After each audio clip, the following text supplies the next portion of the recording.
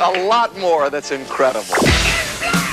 I am your father. It was insane. So, you think you're an 80s fan?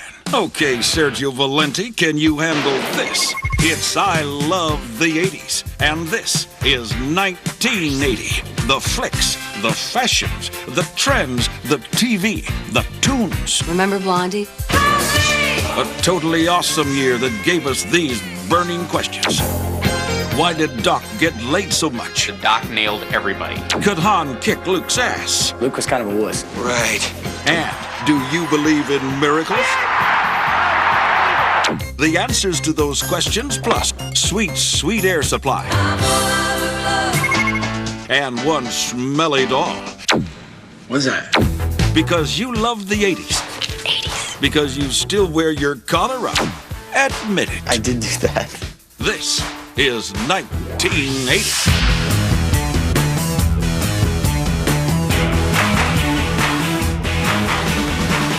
I love the 80s. I love the 80s. I always wanted to take a ride on the Love Boat. I dreamed of one day becoming one of those stars who was in the porthole at the beginning in the introduction. The Love Boat. I used to like that little song. The Love Boat. Promise is something for everyone. Set a course for adventure, you're mine on a new romance. Just take 2 aspirins and call me. Anytime you want. I love the fact that a total nerd like Doc could get so much action. You always got the impression, without them ever telling you, that the Doc nailed everybody. Maybe it was the prescriptions. I have no clue, you know. Doc probably infected all the residents of Puerto Vallarta with innumerable STDs because he was getting so much on that boat. It was the most sexual show anybody had ever seen. I mean, even Gopher was getting laid. Don't tell me you want to cut in. 2 margaritas. Salud. My man Isaac, the bartender with the afro and the smile. Coming at you. Coming at you. I kind of had a crush on Lauren Tews. Tweez. Julie, your tour director. She was really the only babe on board. That's a very impressive young lady. I like the captain. I am not running after your wife. Who is actually steering that ship? I am trying to run this ship. I mean, that's good stuff. That's just quality television. Thank you, Aaron Spelling. We hope you enjoyed your cruise. It's love, love. Welcome aboard, it's love. Ba-da-ba-ba-ba. Totally. Caddyshack, the best movie of all time. Caddyshack. I think that was a guy's movie. No. Nobody can about me. Watched a rough cut of Caddyshack, laughed my ass off, so I wrote like a couple of tunes for it. Saw it 10 times, and it's on every tour bus. Just watch it repeatedly. On SportsCenter, everybody uses Caddyshack reference. You can recite a line from it in any crowded room, and at least 5 people are going to take the next line and run with it. Cinderella story, tears in his eyes, he stepped up to the 18th hole. What an incredible Cinderella story. This unknown comes out of nowhere. The Carl character is just one of the all-time great characters in the history of movies. I mean, Bill Murray was great. We got all of that. It's in the hole, it's in the hole. Come on, bark like a dog for me. Bark like a dog. Chevy Chase is brilliant. I was born to love you. I was born to lick your face. But you were born to rub me first. I remember Chevy Chase being handsome and funny. Finding the baby Ruth in the pool. Balding now! The turd in the pool. I want the entire pool scrubbed, sterilized, and disinfected. That ended up being a chocolate bar. Here it is. Ah! It's no big deal. It's the ultimate golf movie.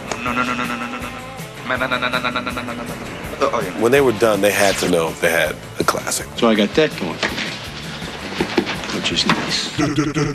Deja Video. Turning Japanese was most excellent song. Turning Japanese, I think I'm turning Japanese, I really think so. He got me turning up and turning down, I'm turning in, I'm turning right, I'm turning Japanese, I think I'm turning Japanese, I really think so. I don't think I still understand what that song is about, turning Japanese. Wasn't that about, you know, servicing yourself? Some people think it's about smoking dope and getting all squinty. It's masturbation. If it is, I don't get it, you know, except for maybe in a Japanese movie when the guys are going, ah, ah.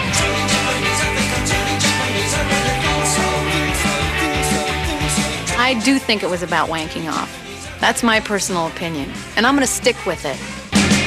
I love 80. The 80s idea of the rebel look was like the spiky hair and the mohawk, or punk rock look.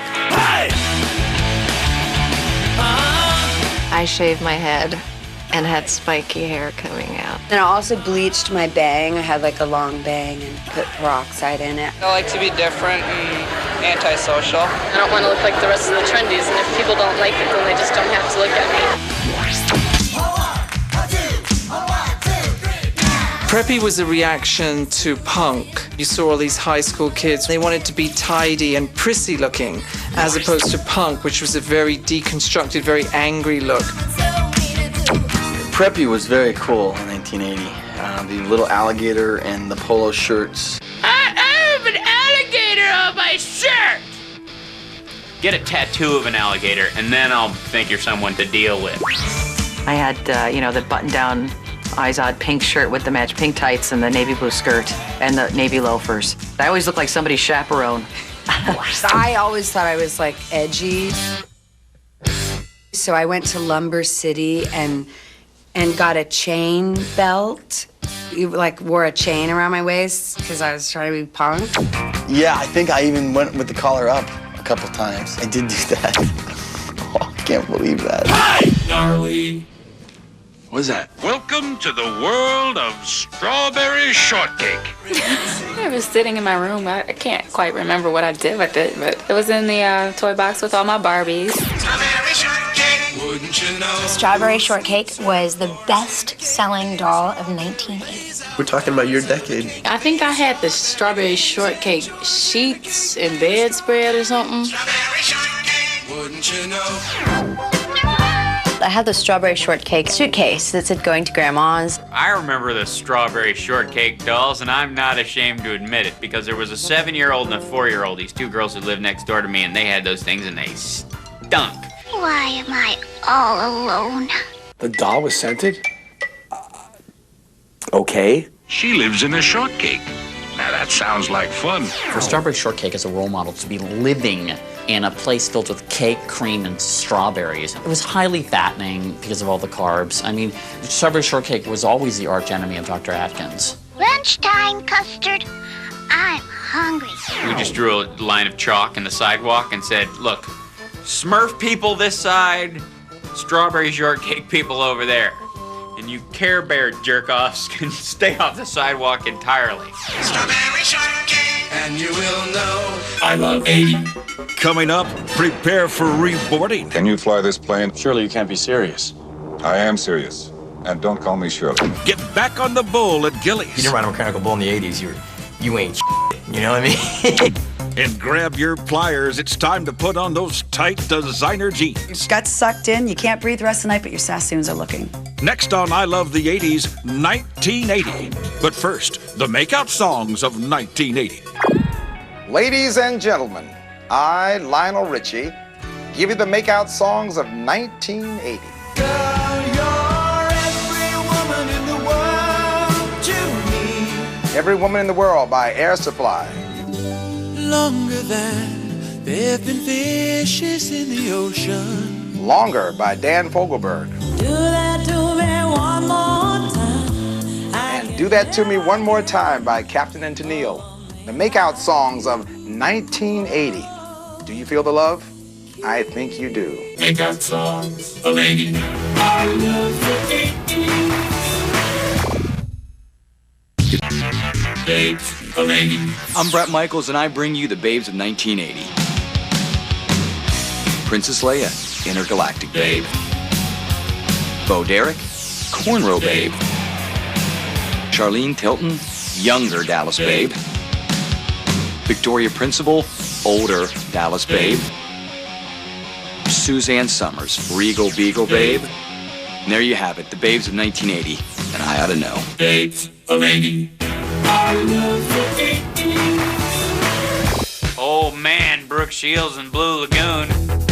I really wanted to see Blue Lagoon because I heard Brooke Shields was naked in it. Well, I wanted to see Brooke Shields' boobs. It's totally naked running on a beach. I mean, this movie broke all those rules. Naked, naked, naked. Brooke Shields, naked. Why won't you talk to me? I always imagined if my hair was long enough, I could just go around, with just jeans. What was interesting for me, which I found out later, was I have a tremendous gay following. He was so gorgeous. Anytime he's walking away from the camera in the loincloth is very memorable. What are you looking at? We're playing with the mangoes and rubbing it all over each other playfully, and then we turn into this loving moment. Kiss me. You're all sticky. He was like, oh, look at what I've got. She's like, oh, well, maybe I should take a look. And then they discover each other together. Yeah, I remember sitting there with my grandma thinking, oh my God. Grandma, it's only a movie. We don't do this in school. The very number one thing is, did you do Brooke? Oh. If you go, no, I didn't. They go, yeah, you did. And then if you go, yeah, I did. No, you didn't. You can't win. Who didn't want Brooke Shields at that point? I was 14. Brooke Shields was, my woman. You want to know what comes between me and my Calvins? Nothing. Nothing gets between me and my Calvins. Nothing.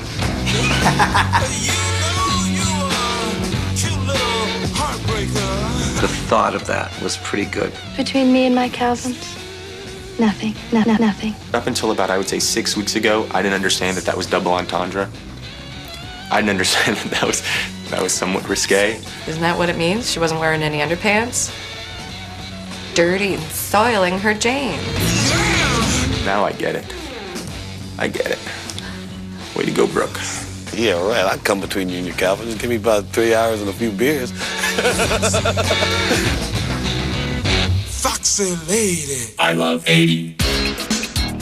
I wore all kinds of designer jeans. I had the Sassoon, the Gloria Vanderbilt with the little swan. I remember Jordache jeans had to have Jordache jeans. Jordache has the fit that's right. The Jordache look. Jordache look. Do you remember that? I think my mom was wearing chic. That's chic. Lee and Levi. Anything besides that was My favorite jeans during the 80s on women would have been Sassoons crumpled up on the floor next to the bed. Oh my God, if you didn't have Sassoon on the back of your ass, you were nothing. I didn't care about the brand of the jeans. I just wanted to take them off. Get this zip, snap, drop. I think some of them were unflattering. Gloria Vanderbilt's kind of flattened the butt and made women look like they had really long crotches. We wore our jeans very high. I mean, I could reach for my wallet like that. My pocket was practically right there. I look at those jeans, I don't know how I wore them. I remember my sister Carol had a pair of Jordache jeans, and they were so tight that she would actually stand at the top of the stairs, and my brother and I would hold them out, and then she would jump into them. I would lie on my back, and my sister would help me pull them up, and we get to a certain point where it was just, you had to have help, and that's when the coat hanger came in. Just loop it through and pull for dear life. And before you know it, your gut's sucked in, you can't breathe the rest of the night, but your Sassoons are looking. Deja video. I'm all out of love. I can't something but you. That was like one of the slow songs that you had to dance to. And at that age, it didn't matter who asked you to dance, you danced, even if Air Supply was playing. I'm reaching for you. Are you feeling it too? Does the feeling seem oh so right? They don't get enough respect, Air Supply. They were great. It's an amazing song. It's really hasn't really withstood the time that well. know, in the dentist chair. I'm all out of love. That's the memory I got for that one. You know what I mean? Which isn't that pleasant. Their sound sounds like their name. They're just air. Just give me your supplies of air. I'm all out of love. Go on, have it. It's nice, right? You're the right kind of singer to release my inner fantasy. Deborah Harry and Pat Benatar represented women in rock and roll. There's something really cool about a woman up there rocking. You're a heartbreaker, dream maker. Love taker, don't you mess around with me. You're a... Oh yeah, I used to pretend I was Pat Benatar. Love taker, don't you mess around. No, no, no. You saw, you know, this hot, tough chick rocking like, you know, like, dare I say, like a guy would. She's just this powerhouse. How much do you weigh? About 92. I mean, you act like a 400-pound gorilla gonna tear the bars off the cage. She really had a presence and a toughness about her, and her songs were like, you know, hit me with your best shot. It's like, holy, you know, she's got a set of balls, you know. Why don't you hit me with your best shot? Just remember this little cat suit she was in. Or anyway, made a big impression on me.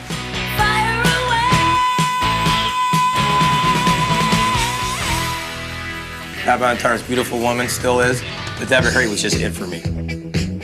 I just thought Blondie was the hottest thing ever. Those succulent lips always seemed to be just shellacked with lip gloss. She had that real vampy Playboy bunny sex kitten thing cracking to a T.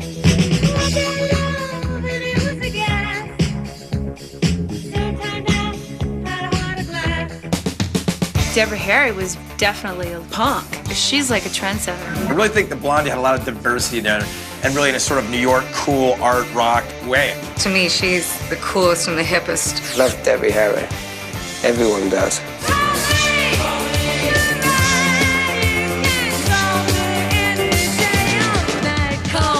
I'd have rather get down with Deborah Harry. Pat Benatar was #1. Debbie Harry was definitely my cup of tea. There is no contest in my mind that Pat Benatar is hotter. Blondie would be the one. Debbie Harry. There's no competition. Oh, if I had to choose between Pat Benatar and Deborah Harry, I would say both. Let's have a little buffet of hot, slutty rock chicks from the 80s. I love 80. Coming up, a shocking revelation. I am your father. You could have punched me in the face. My jaw was on. I was shocked. A miraculous victory. 5 seconds left in the game. You believe in miracles? Yes! And thus shot her around the world. I shot JR.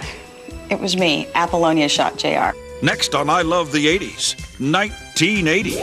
Log on. But first, log on to VH1.com for everything 80s. Artist info, photo galleries, CD purchases, and great 80s trivia games.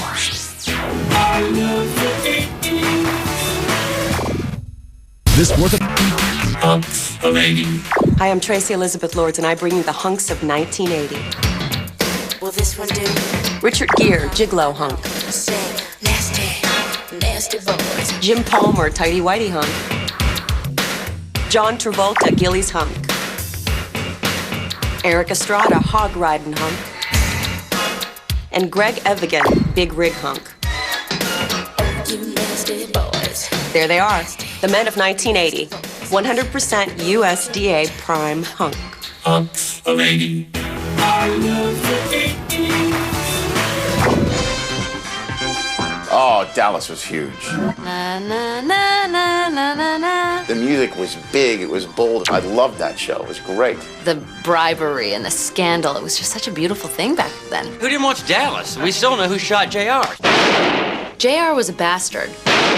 He was a real son of a bitch.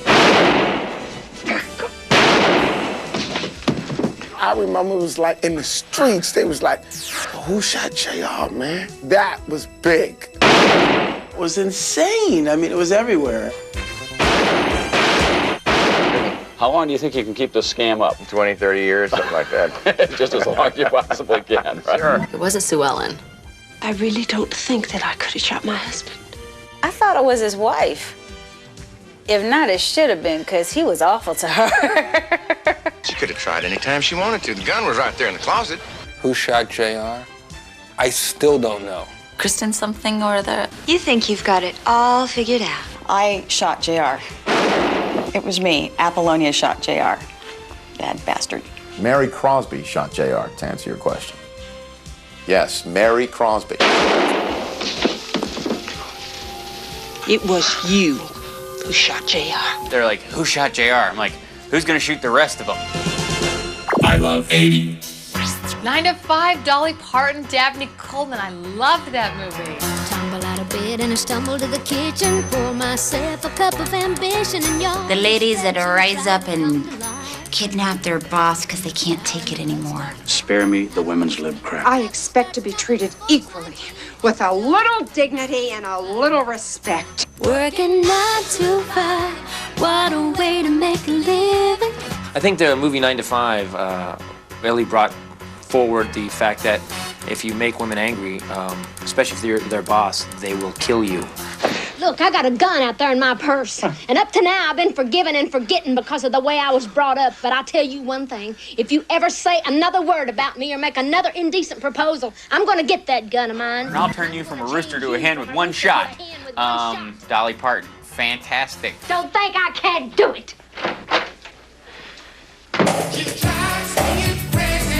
What I liked most about Dolly Parton's character was her wit, her humor, her adorable movies. When you think of Dolly Parton, it takes you back to that moment Johnny Carson said to Dolly Parton. I would give about a year's pay to peek under there. There's not a man alive who looks at Dolly Parton and isn't thinking that same thing. I mean, that's the fun thing about Dolly Parton is you need a hook in this business. And Dolly, she wasn't gonna be subtle about it. She was like, how you doing? I have huge tits. Dolly Parton was always overshadowed by her breasts. You know, you think she's like gonna be a bad actress because of those big boobs, and she just rocks. Red.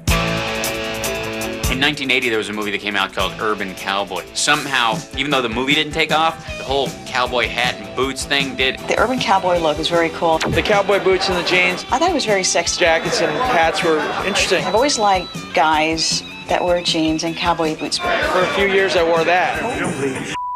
All of a sudden, these city people see this movie and they decide, oh, maybe we should wear cowboy boots because they're kind of cute. You real cowboy?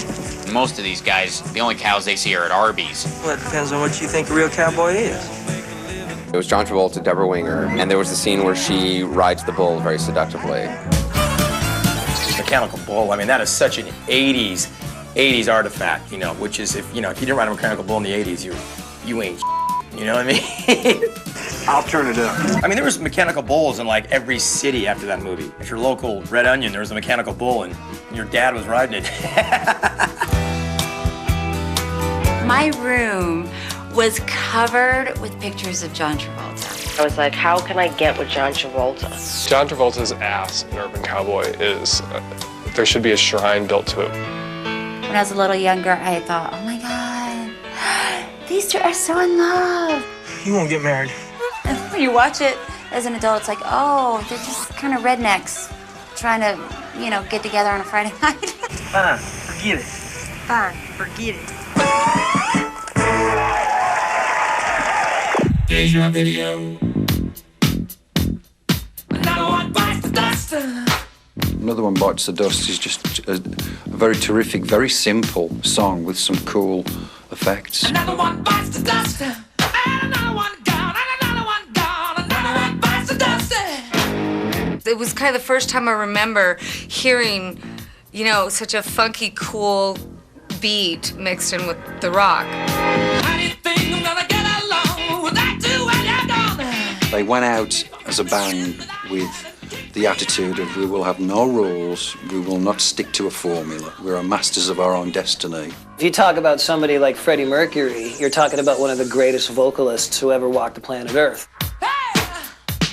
And Another One Bites the Dust, there's a piece at the end where he kind of starts scatting, where it kind of the music goes away and he goes, hey, hey, another one bites the dust, hey, hey, hey, hey, another one bites the dust. I think one of the purest, greatest moments in pop music. I love 80. Gambling can take hold of a man.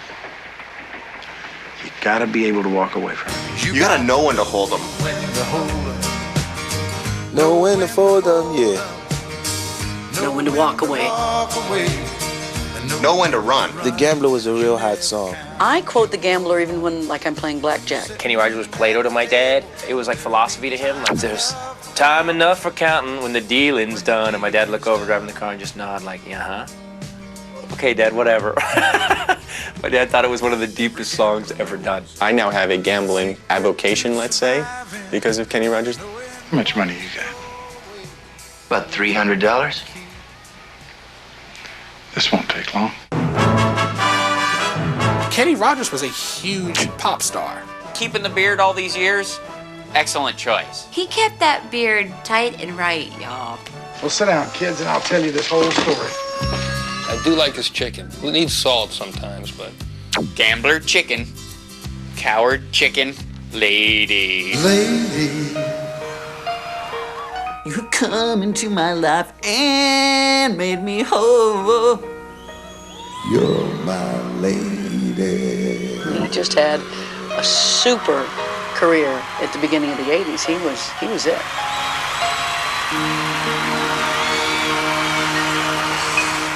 Totally. Xanadu. Xanadu was a movie with Olivia Newton-John. In Xanadu, right? I do believe we have magic. What was she? That was a good song. And I just remember really liking the song I'm Alive. I'm alive. I'm alive.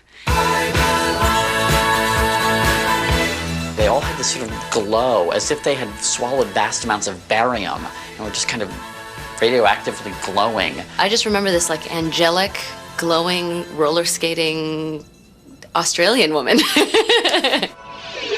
Olivia Newton-John, wasn't she like made of light or something, and she skates? Gene Kelly was like a roller skating Pied Piper. It was like this cult leader leading all these freaks in a giant adult skate. One of the best things about it was the bad group versus the good group in the Xanadu roller skating scene. That there was a rock group singing a naughty song, and there was kind of a big bandy, jazzy band singing the other song, and they were kind of fighting it out. I remember sitting there and going, I like the evil song better. I have no idea what that movie was about. I remember watching it and having that kind of, what's that? It was a completely insane movie. You had to be on drugs to understand anything about it. Give me short shorts, give me roller skates, give me Xanadu. I'm a happy man. I love 80. Coming up, John Davidson's hair. Now that's incredible. John Davidson was a pretty boy, there's no question about it. That's incredible. A strange new phenomenon called rap. And we could not believe that the radio station was playing this record. And the important questions raised by airplay. You ever seen a grown man naked? Next on I Love the 80s, 1980. But first, this public service announcement. Did you know that there are at least 23 million American adults who can't read a want ad? Or a book? That's why we have RIF. RIF is reading is fundamental. Give a kid a book and you'll give a kid a break. Join the RIF program in your community. I love the 80s. And now 80. Hello, Weird Al Yankovic here. Let's take a look at how the world has changed since 1980. The Sony Walkman with cassette. Then $169, now $19.95. Actor Rossi Harris. Then Joey, the young boy in Airplane, now the young guy in Hootie's Sad Caper video. The Big Gulp. Then 32 ounces, now a robust 64 ounces. Does anybody really want to drink that much soda? And now 80. I love the 80s. I loved Airplane. You didn't even get it the first time you saw it. A hospital? What is it? It's a big building with patients, but that's not important right now. Seeing Hare Krishnas getting beat up, that was hilarious.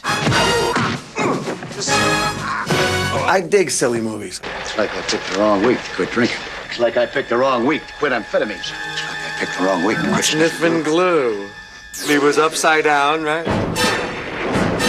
Can you fly this plane? Surely you can't be serious. I am serious. And don't call me Shirley. I loved Kareem in that movie. I thought it was great. Listen, kid. Tell your old man to drag Walton in the near up and down the court for 48 minutes. You ever seen a grown man naked? I remember one airplane, the co-pilot ended up being an inflatable doll. Julie Haggerty giving fellatio to the automatic pilot, Otto, while his head's going... Priceless. I guess my favorite character in Airplane was Johnny. Johnny, what can you make out of this? This? Well, I could make a cap, or a brooch, a pterodactyl. He would just do weird, kind of oblique one-liners as he fell through the frame. And Leon's getting larger. Just, they'll never make it. They're gonna die. There's a sale at Penny's. Oh, stewardess. Barbara Billingsley, when she was talking jive. Just hang loose, blood. She's gonna catch up on the rebound on the med side. She smacked down those two big black guys. It was hilarious. My mama raised no dummies. Cut me some slack, Jack.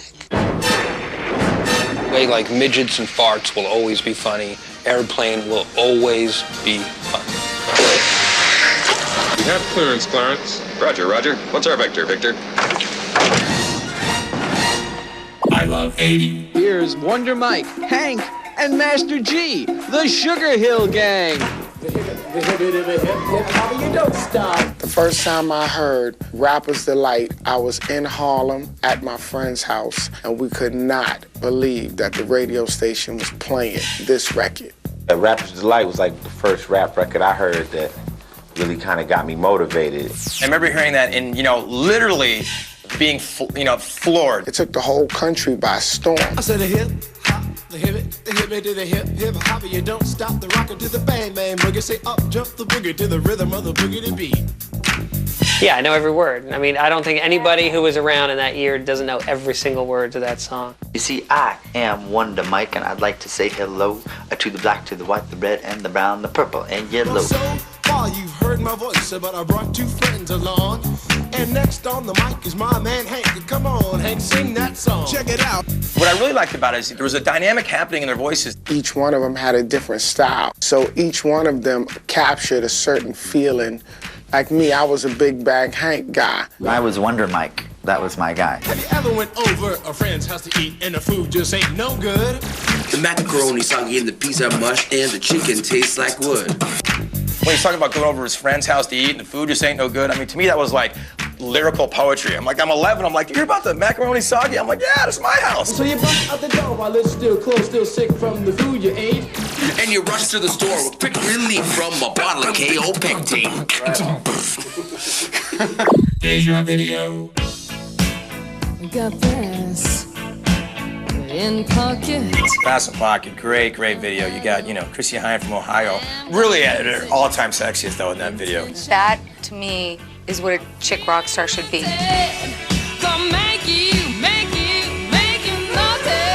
I love that part where she's singing in the mirror, and she goes, I'm gonna use my style, and she's like, kind of fixing herself up. She's a waitress in a restaurant, and I think she's serving the guy that she really has the hots for, so she's kind of strutting her stuff while she's pouring the coffee and trying to get his attention. I remember Pete Farndon going, special, James Honeywell, special. You know what I mean? That was really cool. I gotta have some of your attention. As the guy's bail, she's kind of looking down the street, and she's kind of pounding her lips. It's kind of a poignant moment in the song. It kind of works with the end, What a great song. Wicked. Incredible football against a built-in computer. Oh, right on. This is the best. You play offense. My God. The amazing computer plays defense. What's so classic football? Hello, I'm a girl. We didn't care. I had this. You kidding me? This is the greatest. You can cut, run, and be tackled. Oh! I remember this game. Mattel Classic Football surprisingly stands the test of time. You can take Sonic the Hedgehog, shove him up your ass. I think I kicked something. And as you can tell, the sound effects are tremendous. It's just basically a little blip that is brighter than the other little blips, and I'm the brightest little blip in the bunch. And if you can get the red dot across it twice, then you get a touchdown. And like me, I'm not a sporty guy, but even I could figure it out and make it happen. Play it smart, and you can go all the way. Go, baby! To the thumb. Incredible. Touchdown. Get it now. I love 80. Erosiones! Mike Erosiones! My biggest sports memory of all time is the 1980 U.S. hockey team at Lake Placid. 28 seconds. The crowd going insane. When U.S. played Russia, it was more symbolic, I think, of the political climate at the time, not just, two teams trying to get a puck in the net. We were glued to the TV set. Yes, it was like it was yesterday. We were all so excited. The countdown going on right now. Morrow, up to Schultz. 5 seconds left in the game. Do you believe in miracles? Yes! I believe in miracles, sure. Certainly after 1980. Oh, I remember it like it was yesterday. I cried. When we beat the Russians, I cried. No words necessary, just pictures. The one thing I just remember feeling was I was looking at a bunch of guys who had just done the impossible. I mean, they had really done something that on paper was impossible. The funny thing a lot of people don't remember is that was not the gold medal game. They still had to play a team from Finland that was almost as good as the Soviets. 5 seconds to the gold medal, 4 to the gold medal. This impossible dream comes true. At the end of the game, I'm gonna get tears right now, but when Jim Craig had the flag and you had the flag wrapped around him, he's looking around for his dad, and you can see him going, Dad, Dad, Dad. This gnarly, poignant moment in U.S. sports history. And then just when you thought there was nothing else they could possibly do to blow you away, Erosiones up on the platform, okay? He's got the gold medal, and all the team's cheering, and he just goes like this, you know what I mean? And the whole team gets up on the platform, and they're all standing on their tippy toes at the end, to barely fit on, and you just saw all these number ones just go up like that, and then that was the last moment you saw that Olympics, and that was the last image you had, and they did it. I love 80. Coming up, sure, you're the leader of an evil empire, but what's up with your head? When they took off Darth Vader's helmet and he looked like Curly from the Three Stooges, I think that was a letdown for every little kid on the planet. Next on I Love the 80s, 1980. But first, Mr. and Ms. 1980. Hey, it's the Dice Man with the moment you've all been waiting for. Time to name Mr. and Ms. 1980. Oh, I'm so excited. He was a B actor who somehow got elected president. Oops. She was a babe who somehow got her ass into those cut-off jeans every week. That's right, you guessed it. Or maybe you didn't. Ronald Reagan and Daisy Duke. Mr. and Ms. 1980. Mr. and Mrs. 80. I love the 80s. Born in 80. I'm Soleil Moonfry. Here's a look at some of 1980's very special births. Christina Aguilera, Post-it Notes, Ethnic Barbies, and Macaulay Culkin. There it is, the miracle of life, 80s style. Born in 80. I love the 80s. That's incredible. Fantastic. The birth of the reality shows. I love the opening of That's Incredible, how they were standing in these sort of display window type things. Tonight, a lot more that's incredible. I thought, if anything, the title That's Incredible was an understatement of how incredible the things on That's Incredible were. I remember the yogi dude, getting himself into a little box. The guy was 7'5". He put himself inside the box no bigger than the space between my fingers. That's incredible! I remember a dude catching a bullet with his teeth. That's incredible! I totally remember the water skiing squirrel. Twiggy, the water skiing squirrel. Can't get squirrels with that athletic ability these days because they demand a lot of money. That's stupid. Fran Tarkenton, John Davidson, and of course, Kathy Lee Crosby, who was hot. I'm Kathy Lee Crosby. Kathy Lee Crosby was sexy. She had that sort of untamed lioness hair. I wanted to get incredible with her. That's incredible. I remember John Davidson with the helmet hair. That's incredible. John Davidson was a pretty boy, there's no question about it. I always thought that John Davidson and Fran Tarkenton were real grabby hands with Kathy Lee Crosby. That's incredible! I don't know who's the executive that put all three of them together, but it worked. What they did was just incredible. Totally. Empire Strikes Back, probably one of the best movies ever made. The second in the Star Wars trilogy, some say the best. I thought it had the best story, and it was a great, great, great movie. I liked it because, like, you got a chance to see what Darth Vader's, like, bald, wispy head looked like for, like, 2 seconds. Scared the hell out of me. Whenever I would see it when I was a kid and Darth Vader would come out, it would scare the hell out of me.